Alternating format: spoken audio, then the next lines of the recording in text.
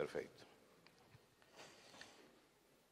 Bueno, llegamos al final. Yo cuando me dijeron que tenía que hablar de lo que me pidieron y de que he hablado todos estos días, le dije que estaba un poco ya cansado de hablar de esto, porque desde que se largó la ley que estamos hablando de estas cosas.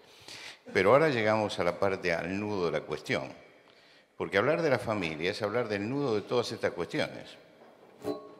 Y no solamente es hablar del nudo de las cuestiones, es hablar del nudo de la problemática que tiene el hombre moderno. Fíjense ustedes que nosotros tenemos problemas de drogadicción, por ejemplo, crecimiento en la drogadicción. Se persiguen a los narcotraficantes permanentemente, a veces bien, a veces mal, a veces por lo que se ve, nada más. Pero en definitiva el problema no está ahí. El problema es que hay un mercado consumidor. Y hay que terminar con el mercado consumidor. ¿Y cómo se termina con el mercado consumidor? Y necesitamos que la familia se ajuste, porque el problema viene de allí. Si hay jóvenes hoy que tienen un tremendo desaliento, hay que buscar la forma de que no estén desalentados. Y no se consigue que se cambie eso persiguiendo a narcotraficantes. Es que hay que perseguirlos, no digo que no. Pero digo que no vamos a solucionar el problema. Tenemos violencia en las calles, violencia juvenil, robos y todo lo demás. Y uno tiene que preguntarse qué pasa con la familia. Y lamentablemente esta pregunta no se la hace nadie. Y sobre todo los periodistas. Los periodistas muchas veces, que tienen que hablar de estas cosas, hacen el análisis de las situaciones, pero nunca apuntan al tema central. Siempre la culpa la tiene el Estado, la sociedad, pero nunca apuntan al nudo, al núcleo. El núcleo que constituye la base de una sociedad es la familia. Y por eso vamos a hablar hoy, en estos dos temas, vamos a hablar de la familia. Voy a leer en el Evangelio según San Mateo, capítulo 19, el versículo primero, Evangelio según San Mateo.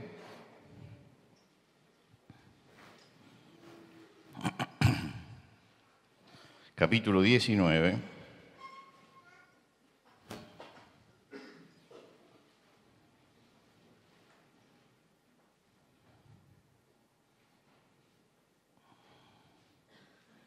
Y voy a leer los primeros versículos. Aconteció que cuando Jesús terminó estas palabras, se alejó de Galilea y fue a las regiones de Judea, al otro lado del Jordán. Y le siguieron grandes multitudes y lo sanó allí. Entonces vinieron a él los fariseos tentándole y diciéndole: ¿es lícito al hombre repudiar a su mujer por cualquier causa? Y respondiendo dijo: ¿no habéis leído que el que los hizo al principio, varón y hembra los hizo? Y dijo: por esto el hombre dejará padre y madre y se unirá a su mujer, y los dos serán una sola carne. Así que no son ya más dos, sino una sola carne.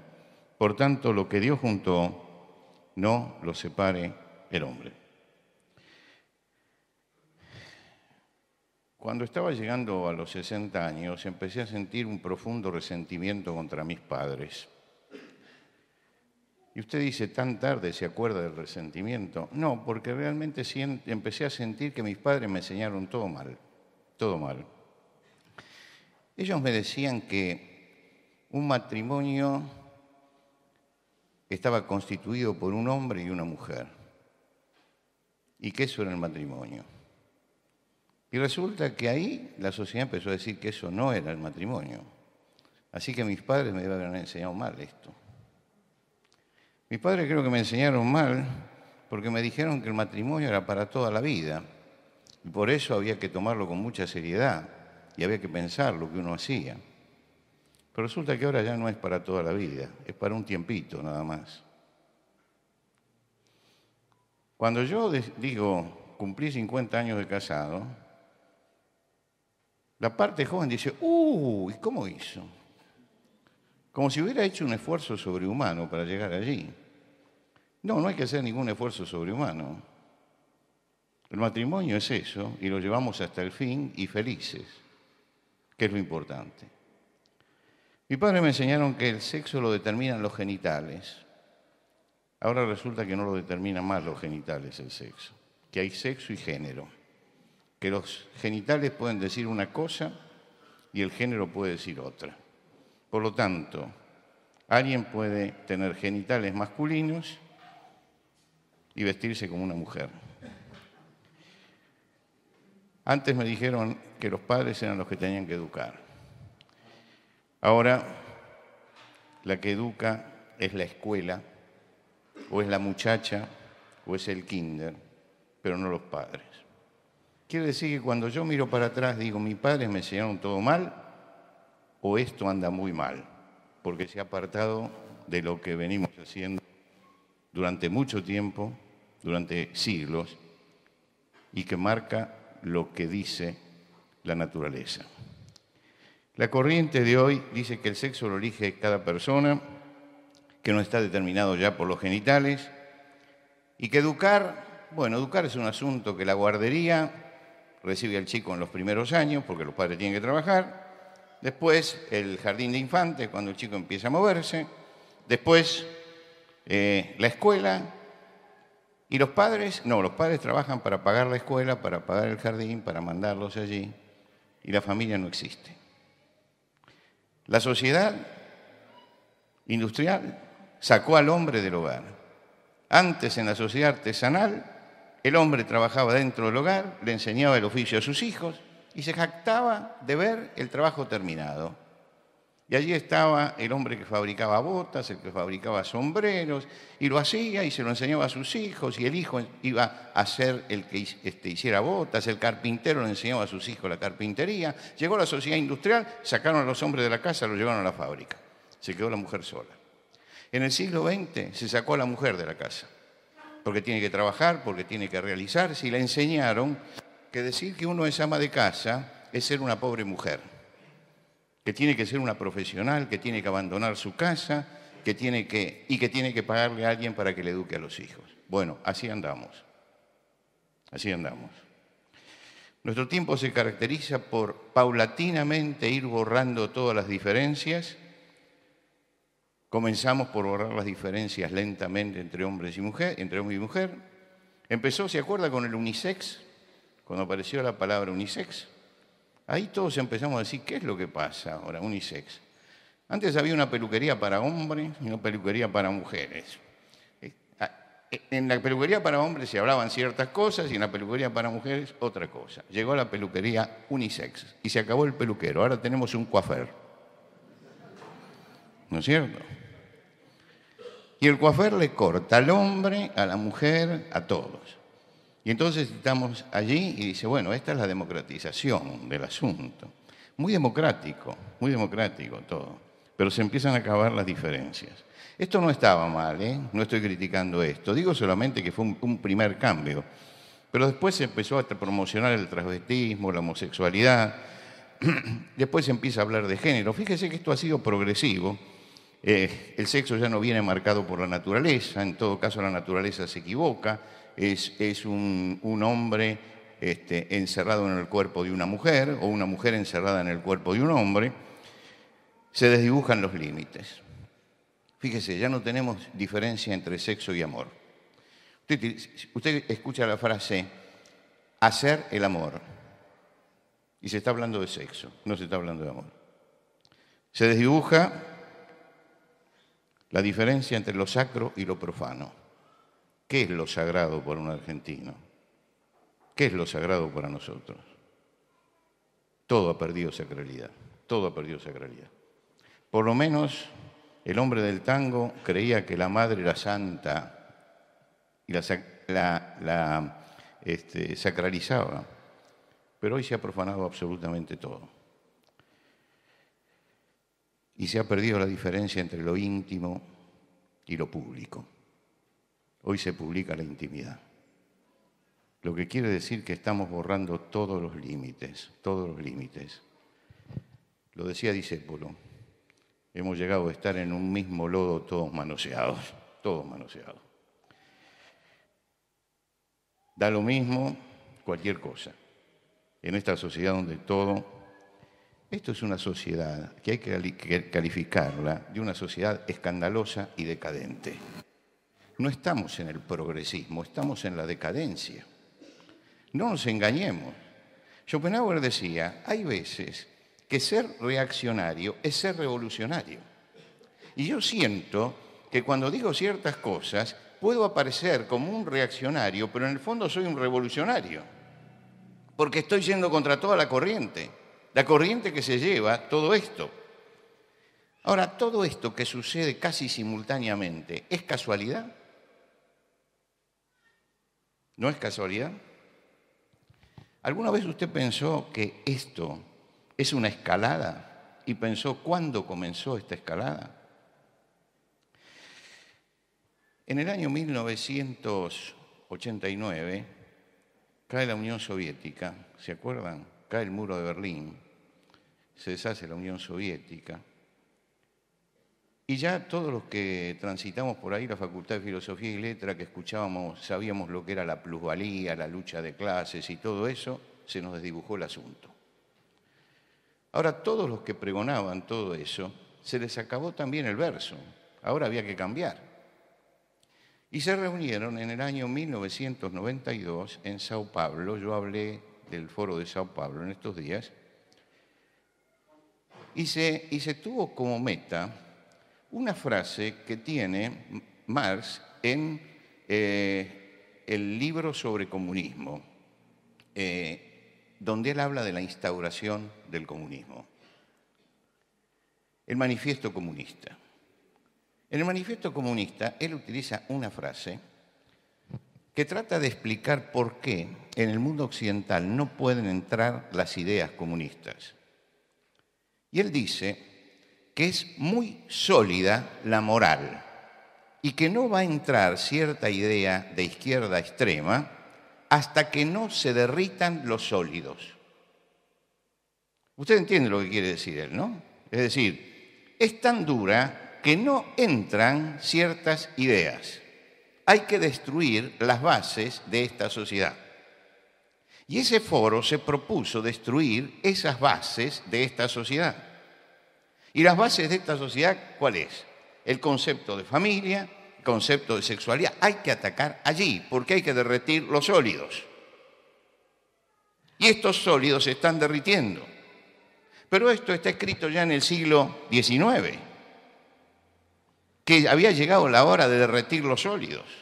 No se pudo, ahora se está pudiendo. Es decir, se están derritiendo los sólidos del mundo occidental, que eran las bases sobre las que nos movíamos. Los principios éticos, morales y espirituales que delinearon el perfil de Occidente.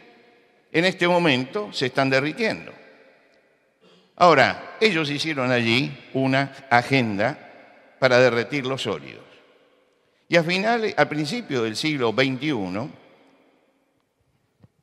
Bauman escribe acerca de la sociedad líquida ya. ¿Qué es la sociedad líquida? La sociedad líquida es una sociedad que ha perdido su solidez, su consistencia. Y usted sabe lo que sucede. Esto es sólido, es difícil de penetrar. Yo no lo puedo penetrar con cualquier cosa. Pero puedo poner en esta taza un líquido. Y allí sí puedo penetrar, una sociedad líquida. El líquido no tiene forma. Toma la forma del recipiente que lo contiene. Y esta sociedad no es una sociedad sólida ya, es una sociedad líquida, en la que penetra cualquier idea, por loca que sea, por tremenda que sea, y están logrando derretir los sólidos. Y entre esas cosas sólidas que se atacaba, una de ellas era la familia.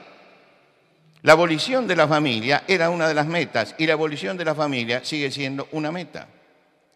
En ese foro que se sigue reuniendo durante todos los años una vez y que se reunió en la Argentina en 1910, y esto no es una conspiración, un pensamiento de conspiración, yo no creo en esas conspiraciones, esto es algo que usted lo encuentra en Internet. Y hoy que tenemos Internet y que tenemos el acceso a la información, yo le digo, ponga Foro de Sao Paulo y estudie todo lo que pasó en este tiempo con el Foro de Sao Paulo. ¿Cuál es? Usted se va a encontrar allí. ¿Cuál es el proyecto? ¿Y cuál es el proyecto? ¿Y por qué se reúnen cada año para ver cómo avanza este proyecto? ¿Qué dice este proyecto? Este proyecto dice aprobación del matrimonio homosexual, aprobación del aborto, legalización de la marihuana, apoyo a los movimientos de lesbianas, gays, bisexuales y travestis, LGBT, que ahora se los conoce por la sigla, desacreditar a los referentes históricos, desacreditar a los movimientos religiosos y hacer colapsar los valores occidentales. Hay otras cosas más, está la eutanasia, pero es muy largo. El proyecto, búsquenlo por internet y lo van a encontrar. Quiere decir que esto que estamos viviendo nosotros hoy es un plan internacional grande. Hoy recibo, antes de venir, media hora antes de venir, por eso no lo pude escuchar todo, pero recibo, alguien me manda un video de 1 hora y media, 1 hora 50 creo que tiene el video, por eso no lo pude ver, habré visto los primeros 15 minutos y ya tuve que cambiarme para venir acá, de una reunión en el Congreso de la Nación, en el Senado. En el Senado se está presentando un libro de un hombre que se ha dedicado a estudiar durante toda su vida la geopolítica, y se llama Geopolítica y Aborto. ¿Por qué Geopolítica y Aborto? Porque él estudia cómo en el mundo hay intereses muy grandes por hacer disminuir la cantidad de habitantes en cualquier forma, sobre todo en el tercer mundo. Y el tercer mundo es lo más prolífico, porque ya en Europa se ha conseguido bajar la tasa de natalidad. En Europa ya tenemos más viejos que jóvenes. La primera vez que yo fui a Holanda me asombraba porque no veía niños por ningún lado, veía a toda gente grande. Y un día vimos un niño y los que estábamos allí, estábamos en un congreso, nos decíamos, mira, che, acá también tienen chicos, ¿por qué no vi chicos durante todos estos días? ¿Por qué? Porque hay ya una población envejecida. La pirámide de crecimiento se ha invertido, es más grande arriba que abajo. Porque un matrimonio tiene un solo chico. Bueno, eso se quiere también traer aquí. Es decir, hay que bajar la cantidad de población. Y por supuesto que hay intereses internacionales que están en esto. Y yo hoy hablaba y decía, es increíble que para los intereses de grandes multinacionales del capitalismo haya gente de izquierda que esté buscando abrirles el camino. Hay una contradicción. Es decir, estamos frente a una tremenda contradicción en nuestra sociedad. Ahora, esto nos lleva a la destrucción de la familia. ¿Y por qué digo esto? Porque no se equivocaron quienes nos enseñaron, no nos equivocaron nuestros padres. No podemos corregir a la naturaleza. La naturaleza anda. Y por eso dije, ¿qué dice Jesús de la familia actual? Un día le fueron a preguntar a Jesús acerca de la familia. Y todos esperaban que cada uno tenga su idea de familia. Y también que Jesús que tuviera una idea diferente de familia. Y algunos todavía hablan de familia cristiana. Jesús dice, miren, yo no tengo ninguna idea nueva sobre familia. No tengo ninguna idea nueva. Dice, en el principio no fue así. Como diciendo, lo establecido es lo que se estableció en el principio. La familia no es una institución cristiana, es una institución divina que es distinta.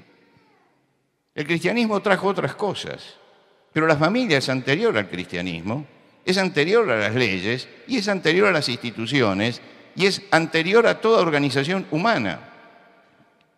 Lo primero que aparece es la familia. Por lo tanto, cuando fueron a Jesús y esperaban la gran innovación, Jesús les dice, no, no es así, tienen que ir al principio. Dice, ¿no escucharon ustedes lo que se escribió en el principio que hacen esta pregunta? ¿Por qué me hacen esta pregunta si en el principio no fue así?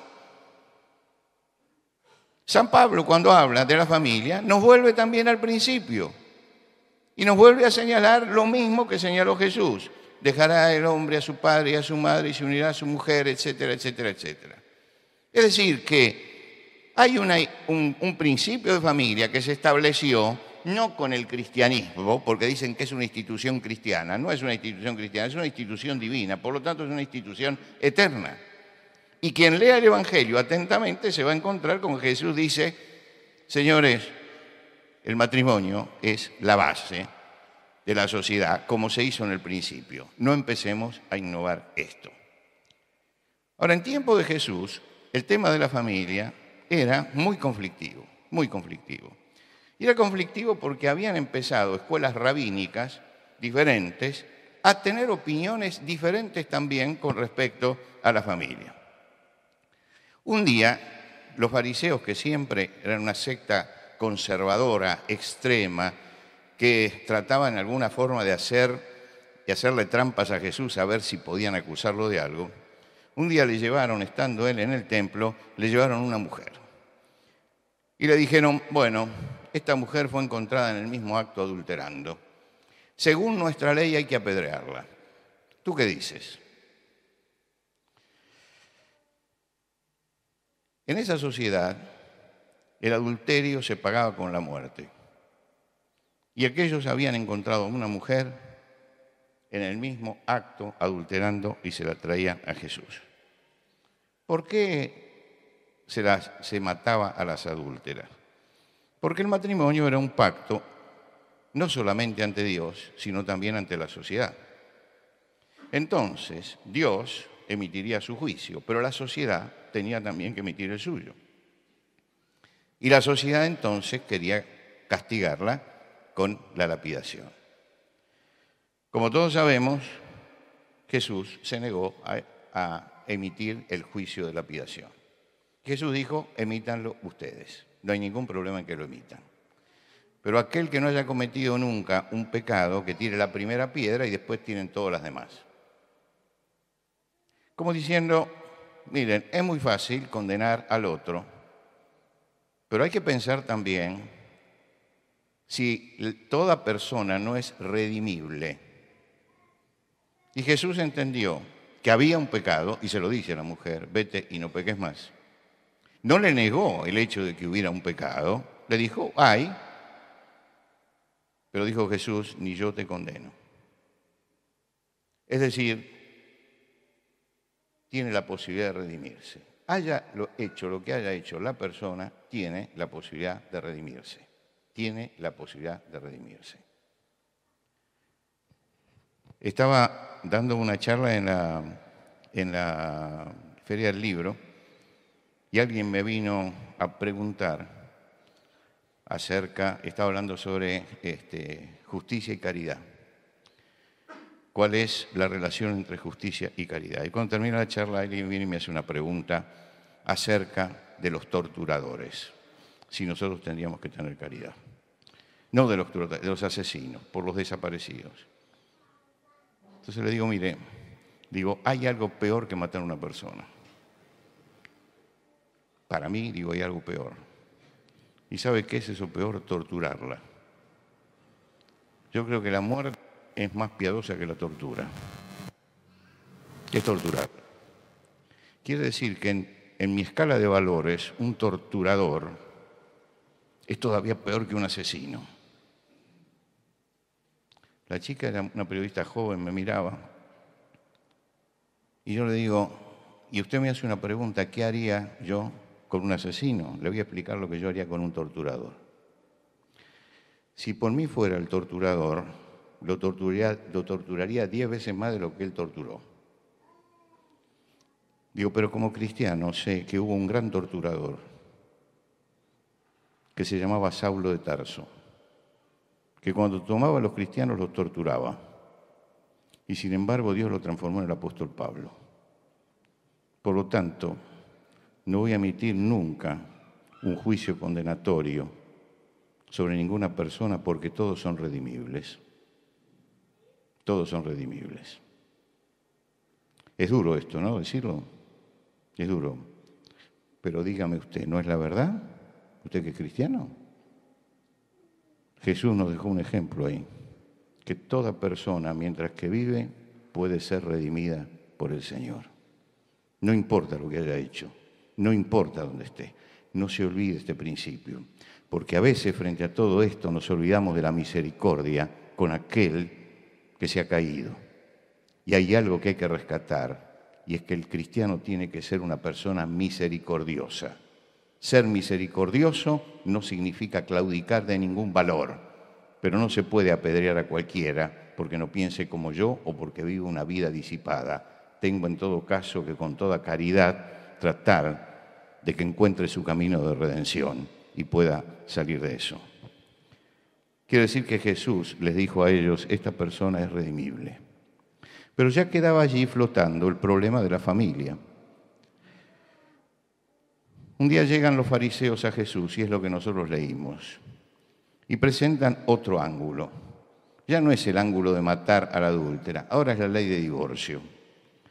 Había dos escuelas rabínicas entre los judíos en ese momento, los fundamentalistas, que eran, llamaríamos los fundamentalistas, no era el nombre que tenían, pero para que entendamos, los fundamentalistas que eran rigurosos y únicamente aceptaban el divorcio en caso de adulterio.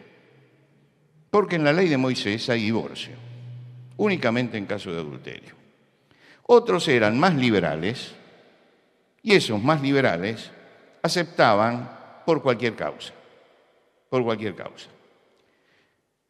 Para ejecutarse la ley de divorcio, el hombre tenía que tomar un rollo y algo para escribir, y le escribía a la carta una mujer diciendo, yo me divorcio en este momento, y la entregaba personalmente, se lo tenía que hacer personalmente, la carta de divorcio. Y ahí se acababa el matrimonio, se iba. Algunos decían que si la mujer quemaba la comida, ya podían tener una causa, eso era causa de divorcio. Y había algunos que sostenían que si yo veía a una mujer que era más linda que mi esposa, eso significaba que mi esposa no cumplía con los requisitos. Por lo tanto, me podía divorciar. Quiere decir que había dos extremos acá, y entonces vienen a Jesús y le dice, ¿qué es lo que pensás con respecto a esto? Le habían tendido una trampa porque dicen que lo hicieron para tentarlo. Lo querían desacreditar a Jesús. Si Jesús se embanderaba con cualquiera de los dos lados, inmediatamente iba a tener una cantidad de enemigos del otro lado. Si él se mostraba demasiado riguroso, se pondría una gran cantidad del pueblo en contra. Aún los discípulos, porque los discípulos eran bastante liberales. En un momento en que Jesús les da algunas normas, él dice, bueno, si es así, la condición del hombre con la mujer no conviene casarse, dijeron los discípulos. ¿Se acuerda usted de eso, no? Entonces quiere decir que ellos querían también mayor liberalidad. Pero por el otro lado, si él se mostraba riguroso, los liberales le sigan, pero él se mostraba liberal, los fariseos lo agarraban porque se había escapado de la ley. Lo que quiere decir que o perdés presencia en el pueblo o te llevamos. Y Jesús entonces tiene que responder y les dice, ¿no habéis leído lo del principio, que el que los hizo en el principio varón y hembra los hizo? Se remite al libro de Génesis, en el primer capítulo, donde dice, y creó Dios al hombre, a imagen de Dios lo creó, varón y hembra los creó. Varón y hembra los creó. Está diciendo, no opinemos livianamente sobre el tema del matrimonio, porque es una ley de Dios. Y yo no voy a opinar livianamente porque está la ley del principio.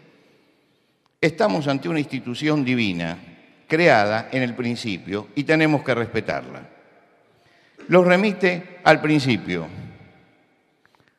Así como hay derecho natural, un derecho natural, que es anterior, superior e independiente de todo derecho, porque es derecho natural, hay también una institución universal que está al margen de todo lo anterior, lo superior e independiente de las instituciones humanas. Las instituciones humanas vinieron después.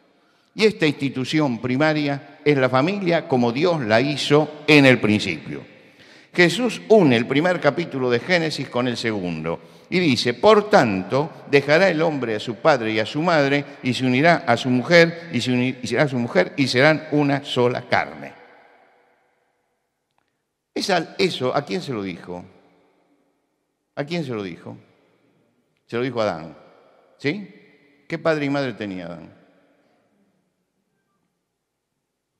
Porque dicen, dejará el hombre a su padre y a su madre. ¿Qué padre tenía que dejar a Adán?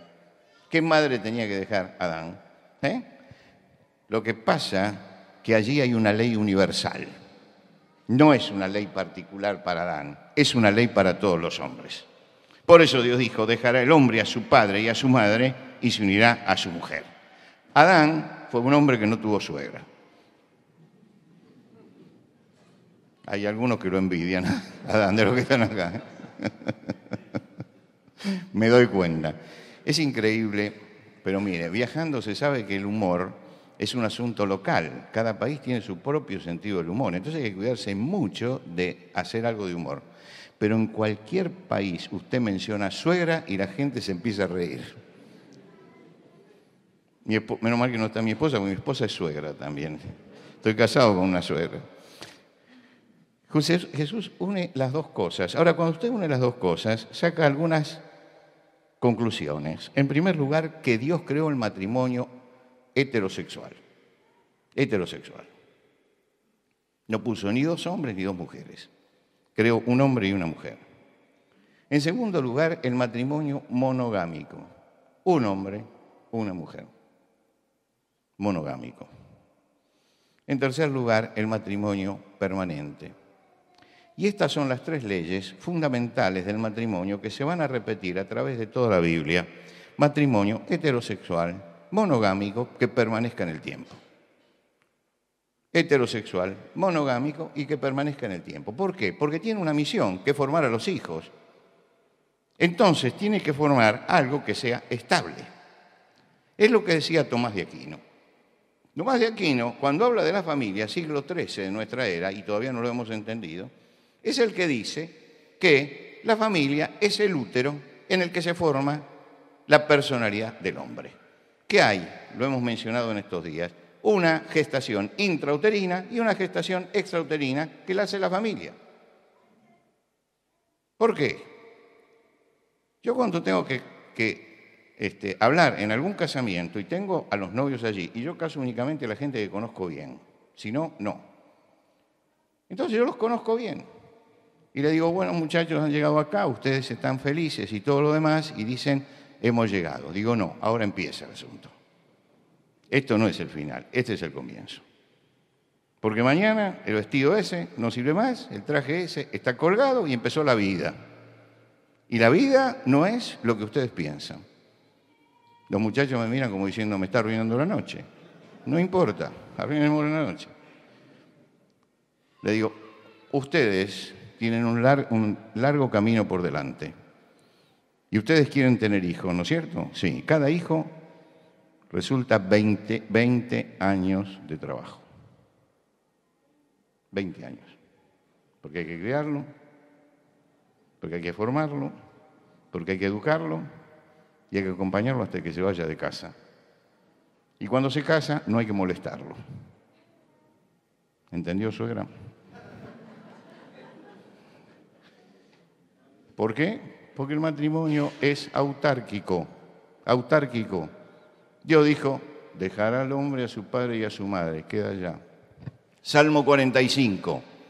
El casamiento del rey. Oye, hija mía, olvida a la casa de tu padre y mirará el rey tu hermosura. Le está diciendo a la princesa, hoy se acaba aquello, ¿eh? Hoy se acaba. Entonces yo doy un sermón allí, siempre, donde le hablo a los novios y le hablo a los padres. A los novios, sintéticamente, prepárense porque ahora viene el problema. Y a los padres les digo, no molesten. Y utilizo una frase del box, segundos afuera. En el matrimonio, segundos afuera. Tienen que arreglarlo solo. Déjenlo fracasar solo, pero déjenlo. Quiere decir que Dios hizo bien las cosas, hizo la familia como debía ser, no la podemos corregir. Ahora queremos poner otros modelos familiares, y los otros modelos familiares están a la vista. De repente aparecen dos hombres y esos hombres es un matrimonio. De repente aparecen dos mujeres y esas dos mujeres es un matrimonio. Y hay casos donde el chico, yo he tenido que conversar con algunos chicos, que dice, tengo dos hermanos y un medio hermano. Tengo un padre con el que vivo y tengo un padre que lo voy a visitar los fines de semana. Ese chico tiene un nudo en la cabeza que no lo va a desatar nunca en su vida. Bueno, ¿somos responsables o no somos responsables? Y esa falta de responsabilidad es la que nos lleva a cambiar el modelo familiar. Y entonces decimos, no, pero es una familia ensamblada. Sí, sí, es una familia ensamblada, claro. Usted puede empatillar un montón de cosas, ¿no es cierto? Pero usted sabe que las cosas que usted las está soldando y empatillando no tienen la consistencia de la que es entera. Y entonces empezamos a tener problemas. Aquí hable con las maestras, ellas son las que primero detectan los problemas familiares.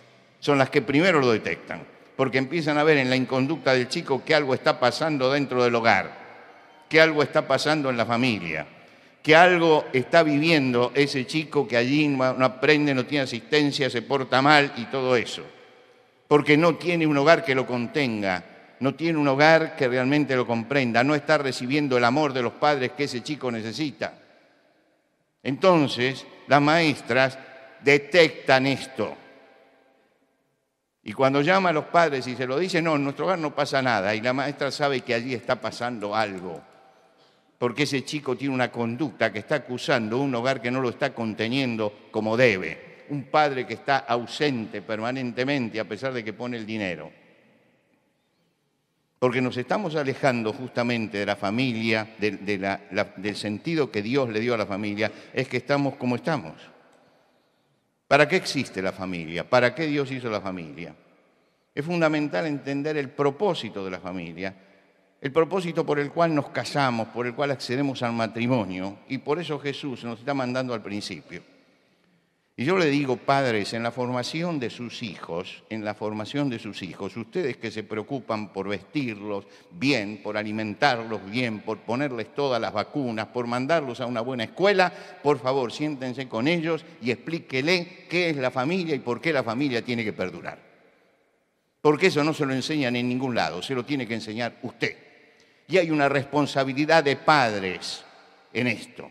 Mirá, cuando vayas a elegir tu compañera o tu compañero, tenés que fijarte en esto, esto y esto, porque es para toda la vida. Si le ponemos en la cabeza eso de que es para toda la vida, perdura, pero si empezamos a hacerlos guiar por los programitas de televisión de la tarde, entonces no van a durar los matrimonios.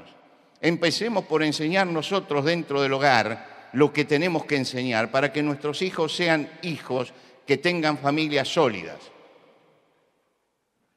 Yo creo que acá hay una falla y una falla grande. La sociedad está con muchísimos problemas, femicidios, drogadicción, alcoholismo adolescente. Tenemos violencia escolar, el bullying y todo lo derivado de ella. Tenemos inseguridad, donde hay mucha delincuencia juvenil. Violencia intrafamiliar. Dentro de la familia hay violencia. Aparece y salta el femicidio, pero eso significa que detrás hay un montón de violencia contenida, perversiones de todo tipo. Todo nace en la familia y en familias que no tienen objetivos claros. ¿Para dónde va su familia? ¿Para dónde va? Esta es la pregunta que uno tiene que hacerse. ¿Para dónde va la familia? La meta de la familia no es tener confort. La meta de la familia no es cambiar el auto cada año o cada 2 años. La meta de la familia no es poder ir a Brasil a veranear. La meta de la familia es criar hombres íntegros. Cuidado con las otras metas, porque nos está metiendo este sistema, nos está metiendo otras metas en nuestra vida, metas que nos distraen del fundamental, y estamos perdiendo a una generación por eso. Yo veo hombres y mujeres correr detrás del dinero. El dinero no es ni malo ni bueno, pero el amor al dinero es terrible, dice San Pablo. El dinero lo tengo que manejar yo, no me tiene que manejar el dinero a mí. Cuidado con esa eclosión de publicidades que tenemos que nos quieren vender todo y nos dicen que si compramos esto vamos a ser felices. Es terrible la perversidad de la publicidad en nuestro país y en todas partes, en el mundo occidental. Le ponen allí un automóvil último modelo con un jovencito de 25 años o menos, musculoso, y para que usted sea un triunfador. El que compra eso es un triunfador. Un muchacho de 25 años no puede comprar ese auto. Lo compra alguien de 50 años que empieza a sentirse un playboy. Y él cree que porque tiene el auto tiene menos años. Pero lo meten en la cabeza, hay un lavado de cabeza que se hace permanentemente a la gente a través de la publicidad. Y eso afecta, y afecta a la familia. ¿Por qué? Porque después la meta de la familia es, tenemos que cambiar el auto, porque mirá el vecino de enfrente. Tenemos que tener el último teléfono que salió, porque imagínate que el WhatsApp lo podés mandar en esta forma o en esta otra forma, y todos los años estamos corriendo allí. Yo hablaba en Estados Unidos con un gerente de Apple, y le digo, escúcheme, ¿cuál es la novedad que van a traer el año que viene? Y me dice, mire, nosotros tenemos ya planificado hasta qué modelo vamos a tener dentro de 7 años. Digo, ¿y por qué no lo sacan ahora? No, dice, se vende, se le va poniendo un poco de tecnología cada año y la gente va y lo compra y corre.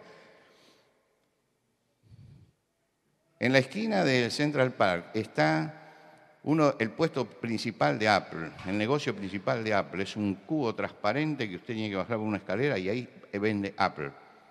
Un día estoy pasando por allí y me encuentro con una cola de 3 cuadras de gente que está esperando. Digo, ¿qué pasa acá? ¿Regalan algo? No, sale hoy un nuevo modelo. Y todos quieren tenerlo el primer día. Digo, pero escúcheme, mañana están en todas las sucursales de Apple. Y no, porque es importante para mucha gente tenerlo el primer día. Y entonces, dice, lo llevan y empiezan a llamar a los vecinos y dice, mirá, lo tengo. ¡Qué idiotez! Porque otro nombre no puede tener eso. ¿Qué interesa que usted lo tenga o no lo tenga? Y por hacer eso abandonó su familia y puso dinero. Estamos dentro de una carrera en la que hay que parar, porque estamos perdiendo a nuestros hijos, estamos perdiendo a nuestra familia, estamos perdiendo eso. Y entonces, claro, las familias empiezan a tironear y terminan discutiendo el hombre y la mujer, el chico que no tiene un marco de referencia. Y entonces las grandes preguntas de la vida la familia no las contesta. No las contesta. ¿Por qué? Porque el niño tiene que tener identidad y la identidad no se la da la escuela, se la da su casa. ¿Identidad qué es? Que los padres tienen que contestarle al niño la pregunta ¿quién soy?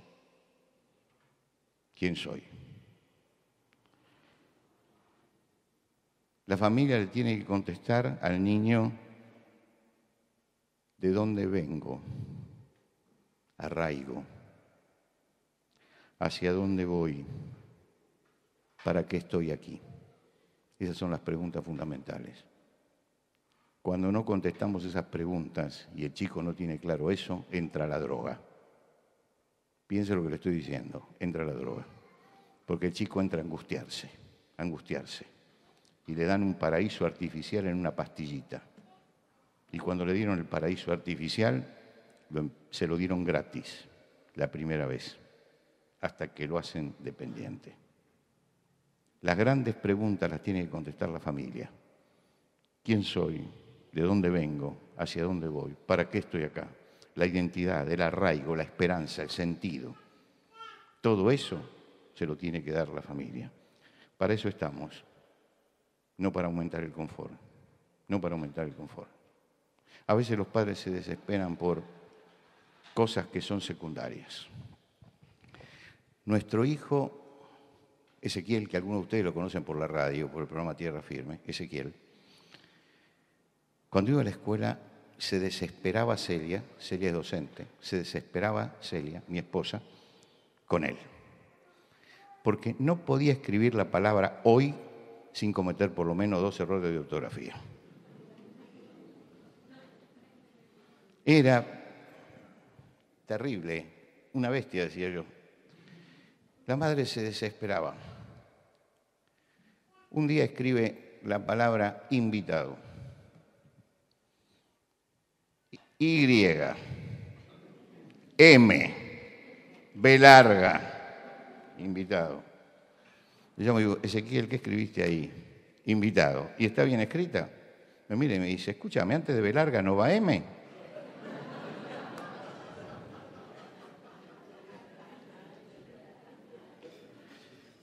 Hoy es profesor de lengua y literatura, aunque usted no lo crea.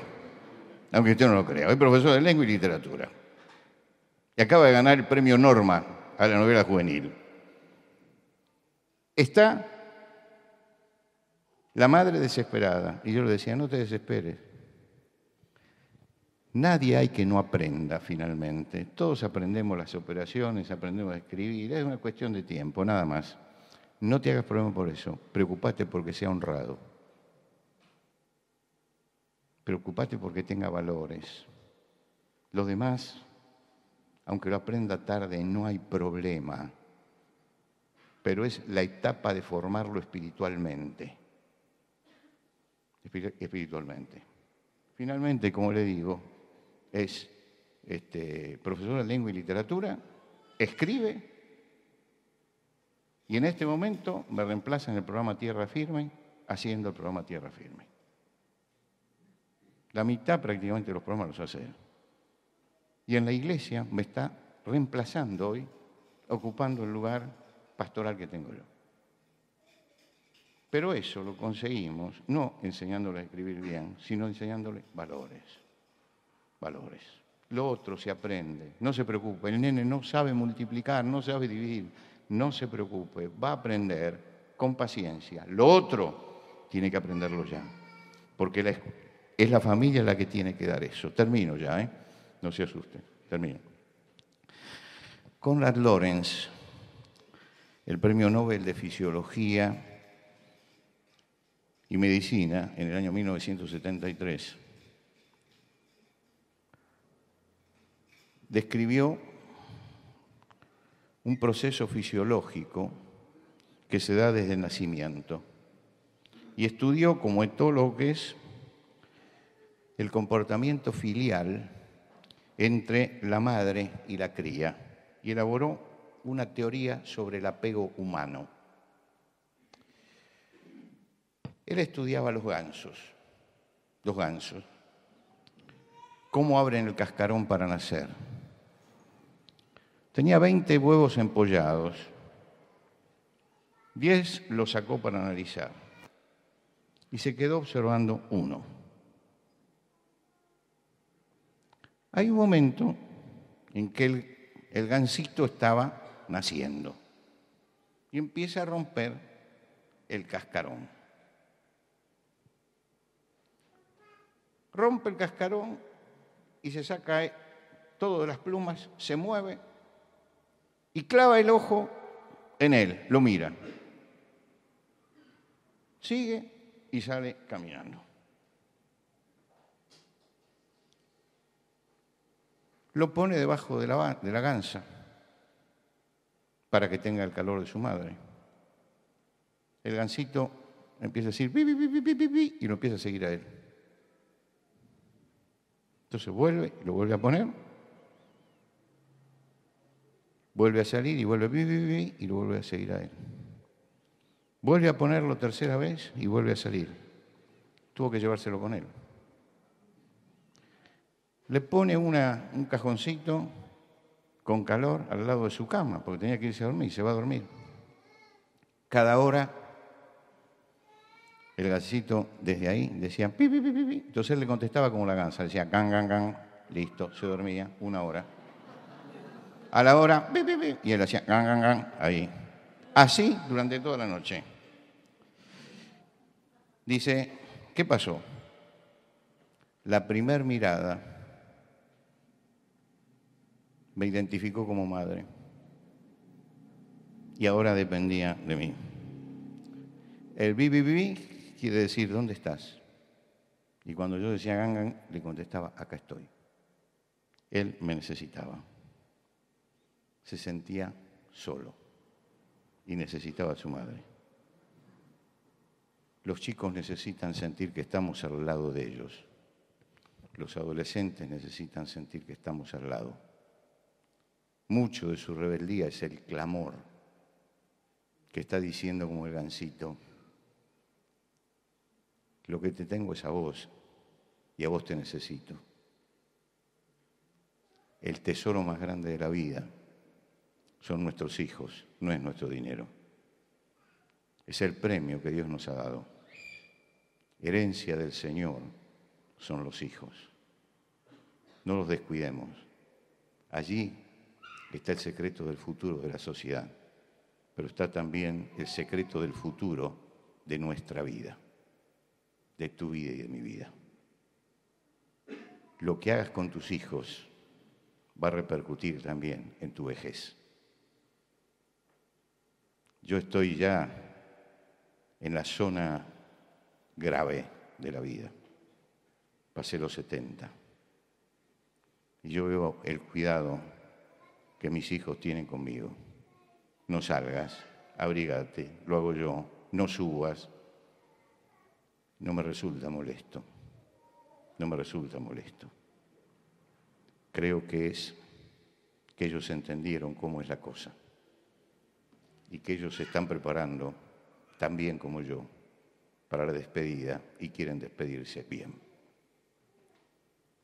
Uno de mis hijos le dijo a un amigo, y yo me enteré, yo quiero disfrutar a mi padre estos 10 años porque sé que son los últimos que lo voy a tener.